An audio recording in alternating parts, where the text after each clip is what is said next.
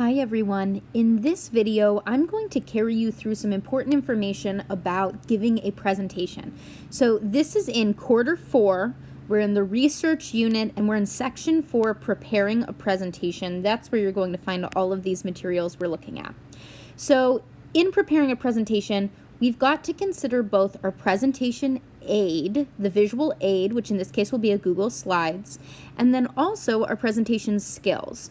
Our voice, our volume, our body language, all of those different factors that come into play. So the first thing we have in here is presentation and speech skills PowerPoint. This one does take a little while to load sometimes. This is nice because it is a Google Slides presentation itself that kind of shows you some of these skills in action. You want to make sure that your slideshow is really easy to read. So when we look at this screen here, we can see that the text is large enough, it's clear enough, there are no distracting colors, we don't have, 7 pictures added on here. It's very quick and easy for people to look at and understand stuff automatically. I would suggest for the font size, no less than size 24, and that's going to be pretty big. What you'll realize in doing that is that you can't include too many words. So just like this slideshow kind of demonstrates, we don't want too many bullet points, and in a bullet point, we don't want more than 5, 6, or 7 words at a time, because what ends up happening is that your audience will be reading the slideshow instead of looking at you. We want the slideshow to be kind of like a note card for you to remember what you need to speak about, but also you want it to act as a guide for your audience so that they go, oh, okay, right now she's talking about font style. And they can kind of be cued in to what you're talking about, but that ultimately they need to listen to you to get all the information. Again, neat and decluttered. Keep it consistent from slide to slide so that people aren't, having to adjust to different fonts or different colors or different background images. Keep it consistent, neat, decluttered, simple.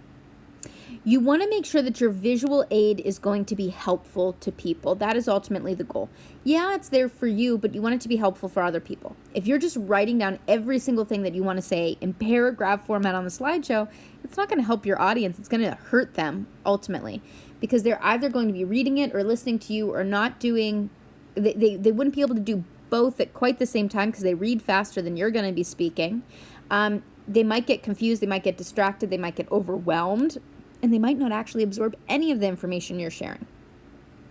We can also provide some additional information with those visual aids. So having a picture is really nice. You guys are pretty good at adding in pictures. We want to take it a step further by adding in some additional information that's helpful.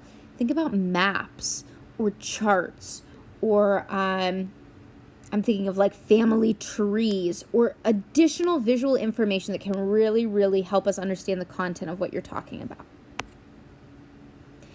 In terms of what you are saying now, generally speaking, with your slideshow, you have to come up with a way to organize your information so that it's logical, it makes sense to us. You want to have an opening, an intro, and a conclusion, and some smooth transitions in between. We had talked about at the very beginning of this assignment, how to organize the information, thinking about maybe cause and effect or chronological order, those different types of structures. We just want to make sure that however we're chunking the information in the slides, that it makes sense. That will help people understand the information better. Having a slide titled Other or Additional Information or Fun Facts, that's not really organized. Basically what that tells me is random.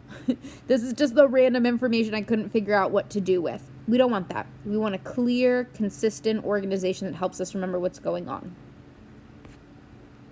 And then in terms of your speaking skills themselves, here are the few things that I think you really, really want to think about consciously and focus on when you're presenting. The volume. Sometimes we're louder, sometimes we're quieter. You want to be loud enough always that people can hear you, but you also want to vary it a little bit. So when something's more important, maybe you get a little bit louder, maybe you get really quiet to kind of emphasize that something is different or important. The clarity with which you're speaking Make sure that you slow down just a little bit so that you're not mumbling and you can enunciate all of the words clearly and people have time to absorb the information. Make sure you're bringing some emotion to your speech. If you are dreading giving a presentation and we can hear that dread in your voice, we're not focusing in on what you're saying or the information you're sharing. We're focusing in on the fact that you are in pain and misery giving this speech. You don't want that. So choose a topic that you're excited about, and when you're presenting, share that excitement. That's going to get your audience excited as well. Then we've got the physical aspects of presenting, mostly eye contact and body language. And these can be really difficult to incorporate. I want you to start actively thinking about these skills.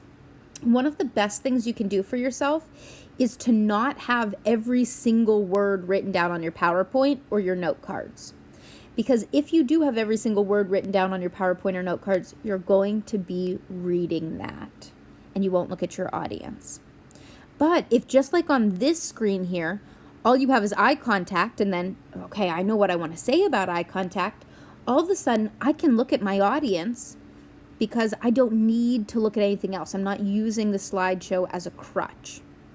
And then body language can be really tricky.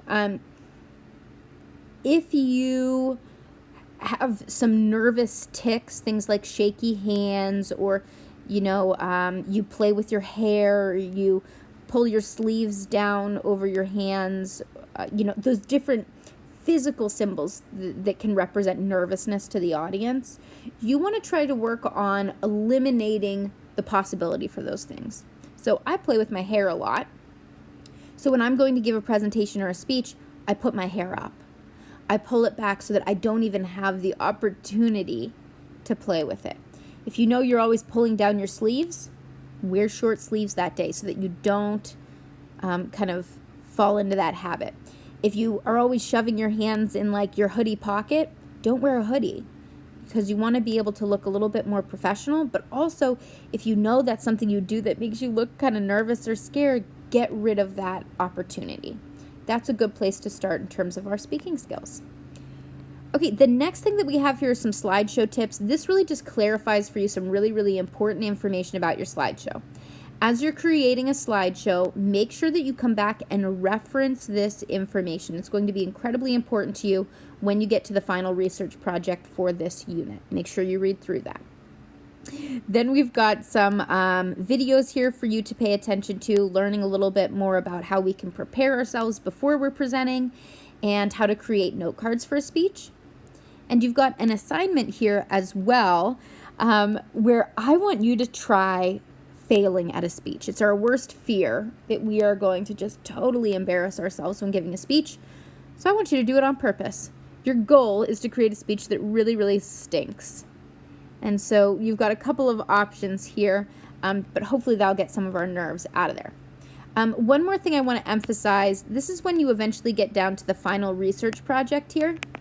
When we are creating our slides, we really want to make sure that we've got it organized clearly here.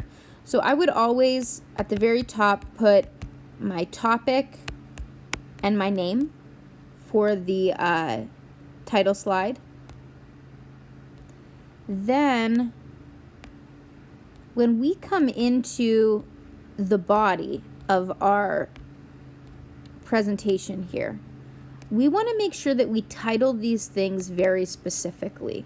So maybe we've got a section that's all about the background information. Maybe we have a section that is our inventor. Maybe we have a section that talks all about the first prototype.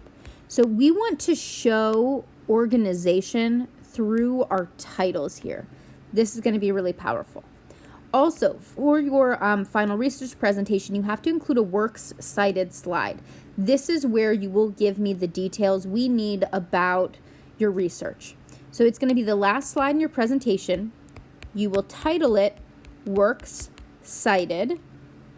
And then you're going to include just the URL of a website here. So if I come to the history of Play-Doh,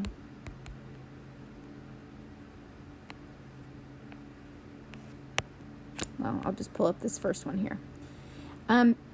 It looks like, if we look up at the very top here, it looks like the website is play-doh.hasbro.com. That is not the full URL. If I click on that, do you see how it pulls up a larger sort of URL here? That's going to be really important. And let me show you one that can get really, really long. So if I click on another link, ooh, look at how long that gets. So this is what you need to copy and then ultimately paste in here for your research. Okay, and as always, if you have any issues or questions while you're working through, make sure that you reach out to the teacher. Have a good one, guys.